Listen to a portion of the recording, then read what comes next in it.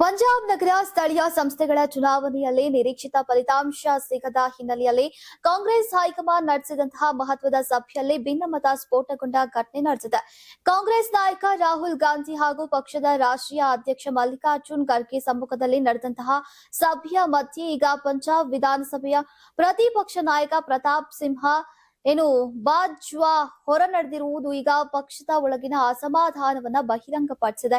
ಪಂಜಾಬ್ನ ನಗರ ಸ್ಥಳೀಯ ಸಂಸ್ಥೆಗಳ ಚುನಾವಣೆಯಲ್ಲಿ ಕಾಂಗ್ರೆಸ್ ನಿರೀಕ್ಷಿತ ಸಾಧನೆ ಮಾಡದ ಹಿನ್ನೆಲೆಯಲ್ಲಿ ಈಗ ಸೋಲಿನ ಕಾರಣಗಳು, ಸಂಘಟನೆಯ ದುರ್ಬಲತೆ ಹಾಗೂ ನಾಯಕರ ನಡುವಿನ ಭಿನ್ನಾಭಿಪ್ರಾಯಗಳ ಕುರಿತು ಚರ್ಚಿಸೋಕೆ ಈಗ ಹೈಕಮಾಂಡ್ ಸಭೆಯನ್ನ ಕರೆದಿತ್ತು. ನೀವು ಸಣ್ಣ ಆಗ್ಬೇಕಲ್ವಾ? ಅದು ಒಂದು ಉತ್ತಮ ಆಹಾರದಿಂದ ಸಣ್ಣ ಆಗ್ಬೇಕಲ್ವಾ? ಪ್ರತಿದಿನ ನಮ್ಮ ಜೀನಿ ಸ್ಲಿಮ್ ನ ಯೂಸ್ ಮಾಡಿ ಯಾವುದೇ ಸೈಡ್ ಎಫೆಕ್ಟ್ ಇಲ್ದಂಗೆ ನೀವು ಸಣ್ಣ ಆಗ್ತೀರಾ.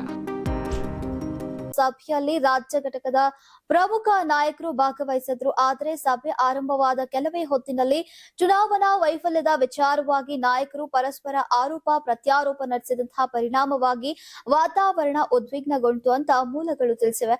ಇನ್ನು ಸಭೆಯಲ್ಲಿ ಕೆಲ ನಾಯಕರು ಚುನಾವಣಾ ನಿರ್ವಹಣೆಯಲ್ಲಿನ ಲೋಪಗಳನ್ನ ಪ್ರಸ್ತಾಪಿಸಿದ್ರೆ, ಮತ್ತಷ್ಟು ನಾಯಕರು ರಾಜ್ಯ ನಾಯಕತ್ವದ ವಿರುದ್ಧ ಅಸಮಾಧಾನವನ್ನ ವ್ಯಕ್ತಪಡಿಸಿದ್ರು.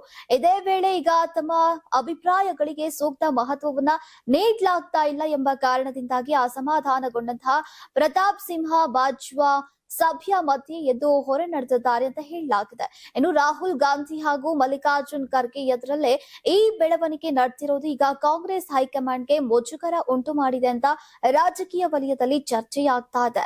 ಪಂಜಾಬ್ ಕಾಂಗ್ರೆಸ್ನಲ್ಲಿ ಹಲವು ವರ್ಷಗಳಿಂದ ನಾಯಕತ್ವದ ಪೈಪೋಟಿ ಹಾಗೂ ಗುಂಪುಗಾರಿಕೆ ಮುಂದುವರೆದಿದೆ. ವಿವಿಧ ನಾಯಕರು ತಮ್ಮದೇ ಪ್ರಭಾವ ವಲಯಗಳನ್ನ ಹೊಂದಿದ್ದು, ಈಗ ಚುನಾವಣೆಗಳ ಸಂದರ್ಭದಲ್ಲಿ ಈ ಭಿನ್ನಾಭಿಪ್ರಾಯಗಳು ಹೆಚ್ಚಾಗಿ ಬಹಿರಂಗವಾಗ್ತಾ ಇವೆ.